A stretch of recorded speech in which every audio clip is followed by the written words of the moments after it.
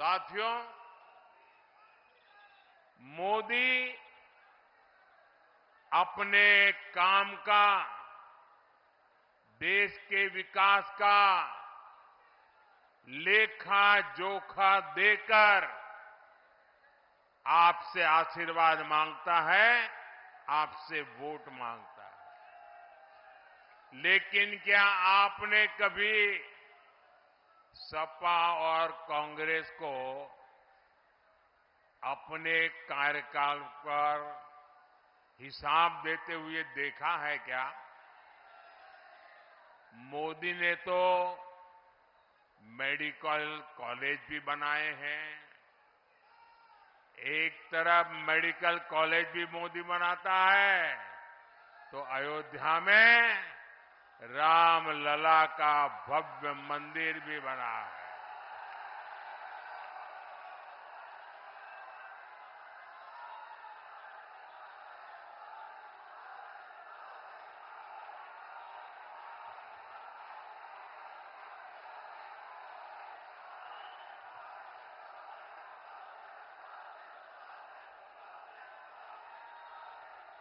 मोदी तो बता सकता है, ये कांग्रेस और सपा वाले क्या बताएंगे? जब ये सत्ता में थे तब अयोध्या, बनारस, लखनऊ, कानपुर आए दिन आतंकी हमले होते थे, बम धमाके होते थे। इसके सिवाय लोग बता क्या सकते थे? और ऐसे हालत से क्या करते थे? मेरा एक काम है, आप लोग करोगे? जरा हाथ ऊपर करके बताइए, करोगे क्या? करोगे क्या?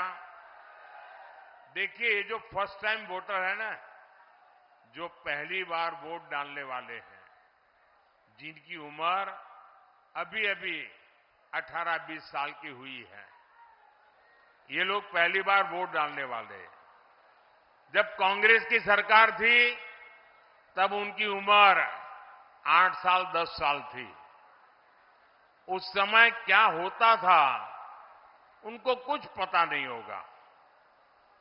अब जैसे आपको याद होगा, जो बड़े हैं ना उनको याद होगा, मोदी के आने से पहले आपको रेलवे स्टेशन पर जाओ तो माइक पर से एक सूचना सुनाई देती थी, बस स्टेशन पर जाओ तो माइक पर से एक सूचना सुनाई देती थी, आप अपने अखबार पढ़े तो उस पर एक सूचना सुनाई देती थी, आप टीवी देखें उस पर एक सूचना आती थी। क्या आती थी?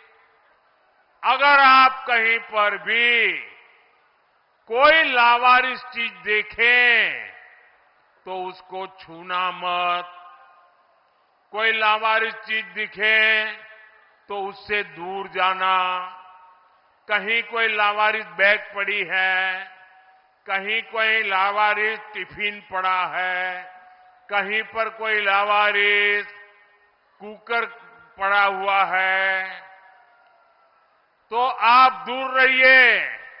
क्यों? क्योंकि डर रहता था कि जो लावारिस चीजें पड़ी है उसमें बम होगा। और इसलिए पूरी सरकार आए दिन उनको, लोगों को ये बताना पड़ता था। मुझे बताइए भाइयों, 2014 के बाद, मोदी के आने के बाद कभी भी आपने ऐसी सूचना सुनी है क्या? बम धमाका होने का डर बताया जाता था, वो है क्या? ये बम धमाके वाले चुप हो गए कि नहीं हो गए? बम बंद हो गए कि नहीं हो गए? कैसे हुआ? कैसे हुआ? किसने किया? किसने किया? अरे मोदी ने नहीं किया, ये आपके एक वोट ने किया है, आपके वोट ने किया है। ये आपके वोट की ताकत है जो बड़े बड़े धमाकों को बंद करवा सकती है, क्योंकि आपने सही वोट दिया, सही लोगों को वोट दिया। जो आए दिन बम धमाके होते थे, निर्दोष लोग मौत बिना कारण मरते थे, इनकी जिंदगी आपके एक वोट ने बचाई है। और इसलिए भाइयों बहनों, और ये तो कहां तक जाते थे,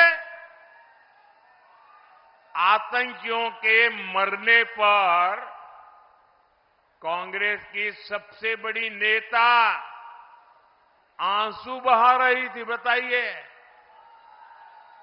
क्या आतंकियों के मरने पर आंसू बहाने वाले आपको मंजूर है क्या? इस देश में ऐसे लोगों को सरकार दी जा सकती है क्या? और ये सपा वाले तो ऐसे हैं, जब उनकी सरकार थी तो जो आतंकी जेल में थे उनको जेल से रिहा करवाने के लिए भांति भांति के कानूनी रास्ते खोज रहे थे। आतंकियों को जेल से छुड़वाने के। भाइयों बहनों, क्या ऐसे लोगों के हाथ में आपका जीवन सुरक्षित है? आपका भविष्य सुरक्षित है? आपकी रोजी रोटी सुरक्षित है?